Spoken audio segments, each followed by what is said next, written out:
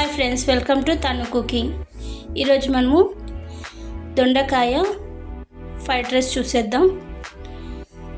చాలా టేస్టీగా ఉంటుంది. ముందుగా కావలసిన పదార్థాలు చూసేద్దాం. దొండకాయలు, పోపు దినుసులు, జీలకర్ర, ఆవాలు,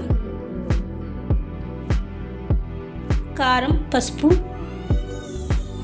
గరం మసాలా, కట్ చేసి పెట్టుకున్న పచ్చిమిర్చి, ఎర్రగడ్డ తరిగి పెట్టుకున్న కొత్తిమీర, కరివేపాకు, పప్పుల పొడి, ఉప్పు.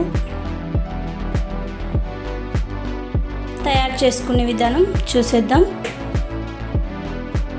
ముందుగా ఒక ఇనుప పెనాన్ని పెట్టేసుకొని ఒక 2 టేబుల్ స్పూన్ల ఆయిల్ వేసేసుకొని ముందుగా దొండకాయని స్లైసెస్లా కట్ చేసుకున్నాం కదా, వాటిని ముందుగా ఫ్రై చేసుకోవాలన్నమాట.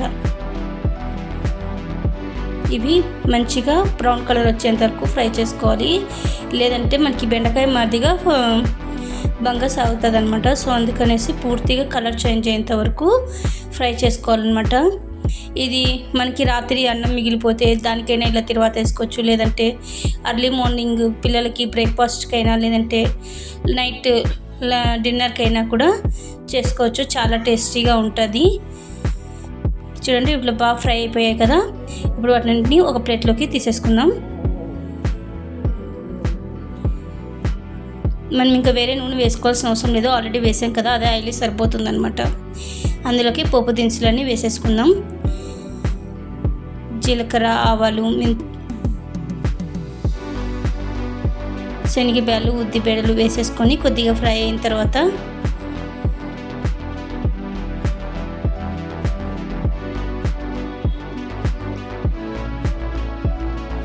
జీలకర్ర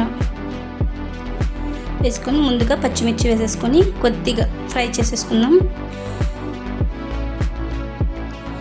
పచ్చిమిర్చి వేగిన తర్వాత కొద్దిగా కరివేపాకు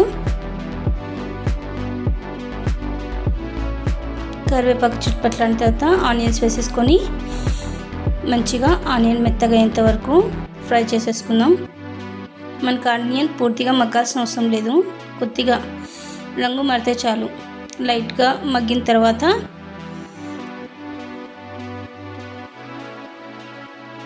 ముందుగా ఫ్రై చేసి పెట్టుకున్నాం కదా దొండకాయ స్లైసెస్ని, వాటిని వేసేసుకొని ఒకసారి కలిపేసుకుందాం. కలిపేసిన తర్వాత రైస్, ఇక్కడ నేను ఒక పావు రైస్ తీసుకున్నాను, ఒక పావు బియ్యం ముందుగానే నానబెట్టేసుకొని చేసి చల్లార్చి పెట్టుకున్నాను. రైస్ అనేది పూర్తిగా చల్లారిన తర్వాత వేసుకోవాలన్నమాట. ఒకసారి అంతా టోస్ట్ చేసేద్దాం, పూర్తిగా కలిపేసుకుందాం. కలిపేసుకున్న తర్వాత చిటికెడు పసుపు, కారం 1 టేబుల్ స్పూన్, మీకు స్పైసీగా ఉండాలనుకుంటే ఇంకొద్దిగా వేసుకోవచ్చు అనమాట. రుచికి సరిపడా ఉప్పు. ముందుగానే మనము ధనియాలు, జీలకర్ర వేయించుకొని పౌడర్ చేసి పెట్టుకున్నట్టు అది ఒక 1 టేబుల్ స్పూన్ వేసాను. ఇప్పుడు ఒక 2 టేబుల్ స్పూన్ల వరకు పప్పుల పొడి వేసేసుకున్నాను. వేసేసుకొని మంట ఎక్కువ పెద్ద ఫ్లేమ్లోనే పెట్టుకొని మనము టోస్ట్ చేసుకోవాలన్నమాట. పూర్తిగా అన్నంలోకి ఈ మసాలా అంతా కలిసేటట్లుగా మనము కలిపేసుకోవాలి. మంటని మాత్రం మీడియంగా అస్సలు పెట్టకూడదు, హైగానే పెట్టుకొని మనం వీటినంతా టోస్ట్ చేసేసుకోవాలి పూర్తిగా కలిసిపోయేంత వరకు.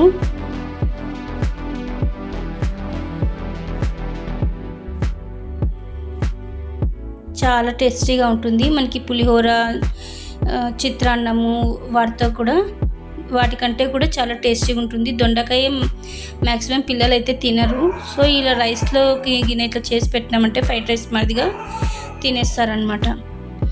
కొంతమంది దొండకాయ చాలామంది ఇష్టపడరు, సో అలాంటి వాళ్ళకి కానీ డైలీ మనము రొటీన్గా కాకుండా ఇలా డిఫరెంట్గా చేసుకుంటే చాలా బాగుంటుంది. చివరిగా కొత్తిమీర వేసేసుకొని మరోసారి కలిపేసుకుందాము.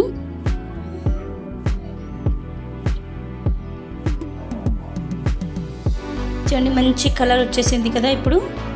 ఇప్పుడు ఒక ప్లేట్లోకి తీసేసుకుందాం. చూడండి, చాలా చాలా టేస్టీగా ఉంది. మా పిల్లలైతే దొండకాయ తినరు, సో వాళ్ళకనేసి ఇలా చేసి పెడితే తింటారనేసి ఇలా ఫ్రైడ్ రైస్ మాదిరిగా చేసి పెట్టాను. ఎప్పుడు రొటీన్గా చిత్రాన్నం, పులిహోర ఇవే కాకుండా ఇలా దొండకాయతో కూడా ట్రై చేసి పెట్టండి. చాలా టేస్టీగా ఉంటుంది. మీరు కూడా తప్పకుండా ట్రై చేయండి. తప్పకుండా మీ ఇంట్లో మీ పిల్లలు ఇష్టపడతారు. తప్పకుండా ట్రై చేయండి. అలాగే మీకు ఎలా వచ్చిందో కామెంట్లో నాకు చెప్పండి. నా ఛానల్ని చాలామంది చూస్తున్నారు. ప్లీజ్ నా ఛానల్ని సబ్స్క్రైబ్ చేసి షేర్ చేయండి. Please subscribe my channel.